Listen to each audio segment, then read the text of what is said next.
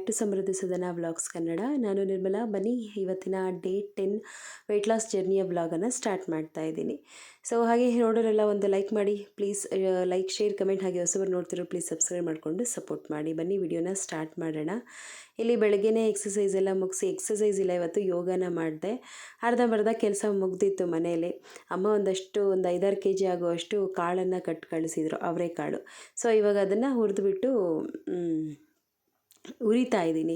So ಕಾರಣ ಏನಪ್ಪ ಅಂದರೆ, ಈ ರೀತಿ ಯಾಕೆ ಉರಿಯೋದು ಅಂದರೆ ಹುಳ ಬೀಳೋದಿಲ್ಲ ಅಂತ ಹೇಳಿ. ಈ ವರ್ಷದಿಂದ ವರ್ಷದವರೆಗೂ ಆಗುತ್ತೆ ಅಂತ ಹೇಳಿ ಈ ಬೇಸಿಗೆಯಲ್ಲೆಲ್ಲ ರೆಡಿ ಮಾಡಿ ಇಟ್ಕೊಬಿಟ್ರೆ, ಈ ಹುಣಸೆಹಣ್ಣಾಗಿರಲಿ ಅಥವಾ ಅವರೆಕಾಳು ಅಥವಾ ಏನದು ಹುರುಳಿಕಾಳು ಇವೆಲ್ಲ ರೆಡಿ ಮಾಡಿ ಈ ಒಂದು ಬೇಸಿಗೆ ಟೈಮಲ್ಲಿ ನಾವು ರೆಡಿ ಮಾಡಿ ಇಟ್ಕೊಂಬಿಟ್ರೆ ಒಂದು ವರ್ಷದ ಪೂರ್ತಿ ನಮಗೇನು ರಿಸ್ಕ್ ಅಂದರೆ ನಮಗೇನು ಸಾಂಬಾರಿಗೆ ತೊಂದರೆ ಇರೋದಿಲ್ಲ ಅನ್ನೋ ಒಂದು ಕಾರಣಕ್ಕೋಸ್ಕರ ಈ ರೀತಿ ಮಾಡ್ಕೊಳ್ತಾ ಇದ್ದೀವಿ. ಈ ರೀತಿ ಬೆಚ್ಚಗೆ ಮಾಡಿ ಇಟ್ಬಿಟ್ರೆ ಹುಳ ಬೀಳೋದಿಲ್ಲ.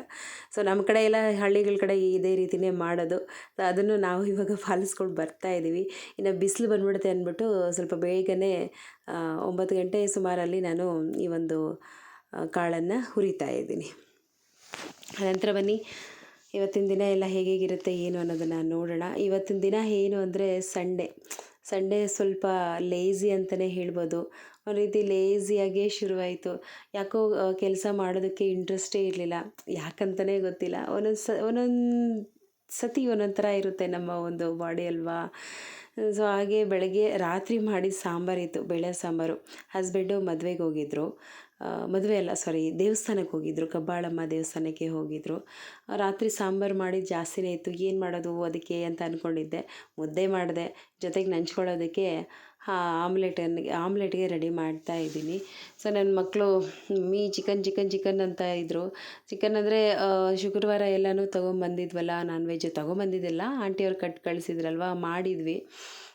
ಸರಿ ಅಂದ್ಬಿಟ್ಟು ಏನೂ ಮಾಡಲಿಲ್ಲ. ಮೊಟ್ಟೆನೇ ಇವಾಗ ಆಮ್ಲೆಟ್ ಮಾಡ್ತಾಯಿದ್ದೀನಿ. ಸೊ ಹಾಗೆ ಯಾರೋ ಒಬ್ಬರು ವ್ಯೂವರ್ಸು ಕಮೆಂಟ್ ಮಾಡಿದರು, ನಮಗೆ ಪಿತ್ತ ಜಾಸ್ತಿ ಆಗ್ತಾ ಇದೆ ಅಕ್ಕ, ಇದಕ್ಕೇನಾದರೂ ಒಂದು ಸೊಲ್ಯೂಷನ್ ಹೇಳಿ ಅಂತ. ನನಗೆ ಗೊತ್ತಿರೋ ಹಾಗೆ ಪಿತ್ತ ಜಾಸ್ತಿ ಆದರೆ ಈ ಬೆಳಗ್ಗೆ ಹೊತ್ತು ಏನು ಮಾಡಬೇಕು ಗೊತ್ತಾ, ಬೆಳಗ್ಗೆ ಖಾಲಿ ಹೊಟ್ಟೆಲೇ ನಾವೇನು ಬ್ರಷ್ ಮಾಡೋಕ್ಕೆ ಹೋಗ್ತೀವಿ, ಸೊ ಖಾಲಿ ಹೊಟ್ಟೆಲೇ ಬಿಸಿ ನೀರನ್ನು ಕುಡಿಬೇಕು. ಬಿಸಿ ನೀರನ್ನು ಅಂದರೆ ಬೆಚ್ಚಗಿರೋ ನೀರನ್ನು ಕುಡಿದ್ಬಿಟ್ಟು ಏನು ಬಾಯಲ್ಲಿ ಒಂದು ಬೆರಳು ಹಾಕಿ ತೆಗಿಬೇಕು. ಆ ಒಳಗಡೆ ಇರುವಂಥ ಆ ಪಿತ್ತದ ನೀರೆಲ್ಲ ಏನಿರುತ್ತೆ ಅದು ಬಂದ್ಬಿಡುತ್ತೆ. ಆದಷ್ಟು ಬೆಳಗ್ಗೆ ಎದ್ದ ತಕ್ಷಣ ಆ ರೀತಿ ಮಾಡಿ, ತಲೆನೋವು ಕಮ್ಮಿ ಆಗುತ್ತೆ. ಮತ್ತು ಹಿಂದೆ ಕತ್ತಿನ ಭಾಗ ಹಿಂದೆ ಇರುತ್ತೆ, ಸೊ ಅದೆಲ್ಲ ನೋವು ತುಂಬಾ ಕಮ್ಮಿ ಆಗುತ್ತೆ. ಸೊ ಆದಷ್ಟು ಬೆಳಗ್ಗೆ ಎದ್ದ ತಕ್ಷಣ ನೀರನ್ನು ಕುಡಿದ್ಬಿಟ್ಟು ವಾಮಿಟ್ ಮಾಡೋದಕ್ಕೆ ಟ್ರೈ ಮಾಡಿ. ಒಂದು ರೀತಿ ಎಲ್ಲೋ ರೀತಿ ಬರುತ್ತೆ. ಸೊ ಆ ರೀತಿ ಮಾಡೋದ್ರಿಂದ ಪಿತ್ತ ಕಮ್ಮಿ ಆಗುತ್ತೆ. ಮತ್ತು ಆ ಒಂದು ಹಿಂದೆ ಕತ್ತು ನೋವೆಲ್ಲ ನಿಜವಾಗ್ಲೂ ತುಂಬಾ ಕಮ್ಮಿ ಆಗುತ್ತೆ.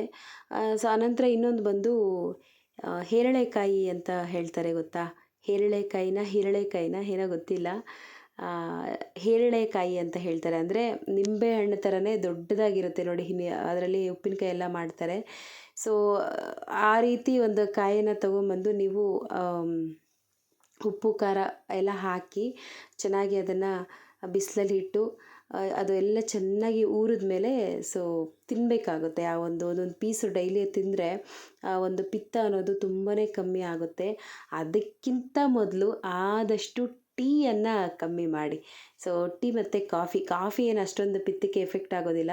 ಟೀ ತುಂಬಾ ಎಫೆಕ್ಟ್ ಕೊಡುತ್ತೆ ಪಿತ್ತಕ್ಕೆ. ಆದಷ್ಟು ಟೀಯನ್ನು ಕಡಿಮೆ ಮಾಡಿ. ಸೊ ಅದು ಟೀ ಕುಡಿಯೋದ್ರಿಂದನೂ ಪಿತ್ತ ಜಾಸ್ತಿ ಆಗುತ್ತೆ, ಓಕೆನಾ. ಸೊ ನನಗೆ ಇಷ್ಟು ಮಾತ್ರ ಗೊತ್ತು. ಈ ರೀತಿ ಮಾಡಿ, ಹಿರಳೆಕಾಯಿ ಬೆಳಗ್ಗೆ ಖಾಲಿ ಹೊಟ್ಟೆಯಲ್ಲಿ ತಿನ್ನಿ. ಮತ್ತು ನಾರ್ಮಲಾಗಿ ಒಂದು ಚೆಂಬು ಆಗುವಷ್ಟು ನೀರನ್ನು ಕುಡಿದ್ಬಿಟ್ಟು ಒಂದು ವಾಮಿಟ್ ಮಾಡಿಬಿಟ್ರೆ ಬೆಳಗ್ಗೆ ಎದ್ದ ತಕ್ಷಣ ಎಲ್ಲನೂ ಕಿತ್ಕೊಂಡ್ಬಂದ್ಬಿಡುತ್ತೆ. ಆದಷ್ಟು ತಲೆನೋವೆಲ್ಲ ತುಂಬಾ ಕಮ್ಮಿ ಆಗುತ್ತೆ, ಓಕೆನಾ. ಸೊ ಆ ರೀತಿ ಮಾಡಿ, ಒಳ್ಳೆಯದು ಪಿತ್ತಕ್ಕೆ. ಹಾಗೆ ಇನ್ನೂ ಒಬ್ಬರು ಕಮೆಂಟ್ ಮಾಡಿದರು, ಅಕ್ಕ ನೀವು ಎಷ್ಟು kg ಕಮ್ಮಿ ಆಗಿದ್ದೀರಾ ಅಂತ ಹೇಳಿ. ಟೋಟಲ್ ನಾನು ಬಂದು 16.5 kg ಆಗುವಷ್ಟು ಕಮ್ಮಿ ಆಗಿದ್ದೀನಿ. ನಂದು ಫಸ್ಟು ವೆಯ್ಟ್ ಬಂದು ನಾನು ಅಂದರೆ ವೆಯ್ಟ್ ಲಾಸ್ ಜರ್ನಿಯನ್ನು ಸ್ಟಾರ್ಟ್ ಮಾಡೋಕ್ಕೆ ಮುಂಚೆ ನನ್ನ ವೆಯ್ಟ್ ಬಂದು 89.90. ಅಂದರೆ 100 ಗ್ರಾಮ್ ಕಮ್ಮಿ ಇತ್ತು 90 ಕೆ ಜಿಗೆ. ಇವಾಗ ಪ್ರೆಸೆಂಟ್ ನಾನು ಬಂದು 73.35 ಇದ್ದೀನಿ, 73.35 ಇದ್ದೀನಿ. ಓಕೆನಾ. ಸೊ ಟೋಟಲ್ ನಂದು 16.5 16.5 ಕೆ ಜಿ ಆಗುವಷ್ಟು ಕಡಿಮೆ ಮಾಡ್ಕೊಂಡಿದ್ದೀನಿ ವಿತಿನ್ 3 ಮಂತ್ಸಲ್ಲಿ. ಓಕೆನಾ. ಸೊ ನೀವು ಸಹ ಟ್ರೈ ಮಾಡಿ. ನಾನು ಹೇಳೋವಂತಹ ಒಂದು ಏನು ನಾನು ತೋರಿಸುವಂಥ ಊಟದ ಪದ್ಧತಿ ಏನಿರುತ್ತೆ, ಸೊ ಅದನ್ನು ನೀವು ಸಹ ಟ್ರೈ ಮಾಡಿ ಆರಾಮಾಗಿ ವೆಯ್ಟ್ ಲಾಸ್ ಆಗ್ಬೋದು ಗೊತ್ತಾ. ಯಾವುದೇ ರೀತಿಯಾದಂತಹ ಬೇರೆ ಪ್ರಾಡಕ್ಟ್ಸ್ ಎಲ್ಲ ಅಂದರೆ ಆ ಪೌಡ್ರು ಈ ಪೌಡ್ರು ಎಲ್ಲ ಹೇಳ್ತಾರಲ್ಲ, ಸೊ ಅದನ್ನೆಲ್ಲ ಏನೂ ತೊಗೊಳಕ್ಕೆ ಹೋಗಬೇಡಿ. ನಾನು ಹೇಳಿರೋ ಥರ ಮನೆ ಊಟ ತಿಂದ್ಕೊಂಡೆ ಆರಾಮಾಗಿ ವೆಯ್ಟ್ ಲಾಸ್ ಮಾಡಿ. ಚೆನ್ನಾಗಿ ನೀರು ಕುಡೀರಿ, ಚೆನ್ನಾಗಿ ಅಂದರೆ ಒಂದು ಮಿನಿಮಮ್ 3 ಲೀಟರ್ ಆಗುವಷ್ಟು ನೀರನ್ನು ಕುಡೀರಿ. ಓಕೆನಾ. ಸೊ ನೀರು ಕುಡಿದ ಮೇಲೆ ಯೂರಿನ್ ಪಾಸ್ ಮಾಡಬೇಕು ಅಂತ ಅನ್ನಿಸ್ತಾ ಇರುತ್ತೆ. ಸೊ ಅಂದರೆ ಪದೇ ಕುಡಿಯೋದಕ್ಕಿಂತ ಒಂದು ಹಾಫ್ ಆನ್ ಅವರ್ಗೆ ಅಥವಾ ಒಂದು ಒನ್ ಅವರ್ಗೆ ಒಂದು ಅರ್ಧ ಲೀಟರ್ ಆಗುವಷ್ಟು ನೀರನ್ನು ಕುಡಿಬೇಕಾಗುತ್ತೆ. 1 ಅವರ್ 2 ಅವರ್ಗೆ ಒಂದು ಅರ್ಧ ಲೀಟರ್ ಆಗುವಷ್ಟು ನೀರು ಕುಡಿಬೇಕಾಗುತ್ತೆ. ಓಕೆನಾ. ಸೊ ಆದಷ್ಟು ನೀರನ್ನು ಸ್ವಲ್ಪ ಜಾಸ್ತಿನೇ ಕುಡಿಯೋದಕ್ಕೆ ಟ್ರೈ ಮಾಡಿ. ಆನಂತರ ಒಂದು ವಾಕಿಂಗು, ಎಕ್ಸಸೈಸು, ನಿಮ್ಮ ಒಂದು ಲೈಫ್ ಸ್ಟೈಲನ್ನು ನೀವು ಚೇಂಜ್ ಮಾಡ್ಕೋಬೇಕಾಗುತ್ತೆ. ಓಕೆನಾ. ನಾವು 1000 ಹೇಳ್ಬೋದು, ನೀವು ಮೈಂಡ್ ಸೆಟ್ ಮಾಡಿಕೊಂಡು ನಿಮ್ಮ ಲೈಫ್ ಸ್ಟೈಲನ್ನು ನೀವು ಚೇಂಜ್ ಮಾಡ್ಕೋಬೇಕಾಗುತ್ತೆ. ಆವಾಗಲೇ ನೀವು ನಿಮ್ಮನ್ನು ನೀವು ಬದಲಾಯಿಸ್ಕೊಳ್ಳೋದಕ್ಕೆ ಸಾಧ್ಯ. ಓಕೆನಾ. ಸೊ ಇವಾಗ ಏನು ಪ್ರೆಸೆಂಟ್ ನೀವು ದಪ್ಪ ಇದ್ದೀರೋ ಸಣ್ಣ ಇದ್ದೀರೋ ಅದು ಬೇರೆ ಪ್ರಶ್ನೆ. ನಿಮ್ಮನ್ನು ನೀವು ಬದಲಾಯಿಸ್ಕೊಳ್ಳೋದಕ್ಕೆ ನಮ್ಮ ಲೈಫ್ ಸ್ಟೈಲ್ ಆಗಿರಲಿ ಅಥವಾ ನಮ್ಮ ಒಂದು ಮೈಂಡ್ ಸೆಟ್ ಆಗಿರಲಿ ಕಾರಣ ಆಗುತ್ತೆ. ಓಕೆನಾ. ಸೊ ಟ್ರೈ ಮಾಡಿ, ಯಾರ್ಯಾರೆಲ್ಲ ದಪ್ಪ ಇದ್ದೀರೋ ಟ್ರೈ ಮಾಡಿ. ಎಲ್ಲ ರೀತಿ ನೀವು ಚೆನ್ನಾಗಿ ಕಾಣಿಸಿ, ಆರೋಗ್ಯವಾಗಿರಿ. ಈ ದಪ್ಪ ಇದ್ದರೆ ಅಂತೂ ಬೇಡವೇ ಬೇಡ. ಆ ಒಂದು ಪೇಯ್ನ್ ಏನಿರುತ್ತೆ, ಬ್ಯಾಕ್ ಪೇಯ್ನ್ ಆಗಿರಲಿ ಅಥವಾ ಕಾಲು ಹಿಮ್ಮಡಿ ನೋವಾಗಿರಲಿ, ಅವೆಲ್ಲ ಎಷ್ಟು ನೋವಿರುತ್ತೆ ಗೊತ್ತಾ. ಅವಂತನೇ ಅಲ್ಲ, ಏನೋ ಒಂದು ರೀತಿ ದೇಹಕ್ಕೆ ಏನೋ ಅದು ಹೇಳ್ಕೊಳ್ಳೋದಕ್ಕಾಗೋದಿಲ್ಲ, ಅಷ್ಟು ನಮಗೆ ನೋವು ಕೊಡ್ತಾ ಇರುತ್ತೆ. ನಾನಂತೂ ತುಂಬಾ ಅನುಭವಿಸ್ಬಿಟ್ಟಿದ್ದೀನಿ. ಇತ್ತೀಚೆಗೆ ತುಂಬಾ ಕಮ್ಮಿ ಆಗೋಗ್ಬಿಟ್ಟಿದೆ. ಯಾವಾಗಲೂ ಉಸಪ್ಪ ಅಯ್ಯಪ್ಪ ಅಂತ ಅಂದರೆ ನನಗೆ ಆ ರೀತಿ ಆಗ್ತಿದೆ ಈ ರೀತಿ ಆಗ್ತಿದೆ ಅಂತ ಯಾವಾಗಲೂ ಹಸ್ಬೆಂಡ್ ಹತ್ರ ಹೇಳ್ತಾ ಇದ್ದಿದ್ದೆ. ಅಯ್ಯೋ ನಿಂದು ಯಾವಾಗಲೂ ಇದ್ದಿದ್ದೆ ಬಿಡೆ ಅಂತ ಹೇಳ್ತಾ ಇದ್ದರು. ಹಾಗೆ ದಪ್ಪ ಇದ್ದರೆ ಏನಾಗುತ್ತೆ ಅಂದರೆ ಅದು ಏನು ಆ ನೋವನ್ನು ಹೇಳ್ಕೊಳೋದಕ್ಕೆ ಆಗೋದಿಲ್ಲ, ಆ ರೀತಿ ಆಗೋಗ್ಬಿಡುತ್ತೆ ನಮಗೆ. ಆದಷ್ಟು ನೋಡಿ, ಇವಾಗ ನಾನು ವೆಯ್ಟ್ ಲಾಸ್ ಮಾಡ್ಕೊಂಡಿರೋದಕ್ಕೆ ನನಗೆ ಆ ಒಂದು ಪೇಯ್ನ್ ಅನ್ನೋದು ನನಗೆ ಅಷ್ಟೊಂದು ಗೊತ್ತಾಗ್ತಾ ಇಲ್ಲ. ಆವಾಗಂದರೆ ತುಂಬ ಕೆಲಸ ಮಾಡೋದಕ್ಕಾಗ್ತಾ ಇರಲಿಲ್ಲ. ತುಂಬ ಅಂದರೆ ಸುಧಾರಿಸ್ಕೊಂಡು ಕೆಲಸ ಮಾಡೋದು ನಾನು. ಒಂದು ಸ್ವಲ್ಪ ಹೊತ್ತು ಅಂದರೆ ಅಡುಗೆ ಮನೆಯಲ್ಲಿ ನಿಂತ್ಕೊಳ್ಳೋದು, ಅಡುಗೆ ಮಾಡೋದು, ಕಾಲು ಪೈನ್ ಆದರೆ ಬಂದು ಮತ್ತೆ ಸೋಫಾ ಮೇಲೆ ಕೂತ್ಕೊಳ್ಳೋದು, ಸುಧಾರಿಸ್ಕೊಳ್ಳೋದು, ಹೋಗೋದು, ಇದೇ ರೀತಿಯೇ ಮಾಡ್ತಿದ್ದೆ. ತುಂಬ ದೂರ ನಡೆಯೋಕ್ಕಾಗ್ತಿರ್ಲಿಲ್ಲ, ಮಾಡೋಕ್ಕಾಗ್ತಿರ್ಲಿಲ್ಲ. ಈ ರೀತಿ ಆಗೋಗ್ಬಿಟ್ಟಿತ್ತು. ನಿಜ ಆ ಒಂದು ದೇಹದ ತೂಕ ಏನು ಜಾಸ್ತಿ ಇರುತ್ತೆ, ಆ ಒಂದು ಬಾಧೆ ಅವರ ಅನುಭವಿಸಿರೋರಿಗೆ ಗೊತ್ತು, ಆ ಒಂದು ಬಾಧೆ. ಓಕೆನಾ.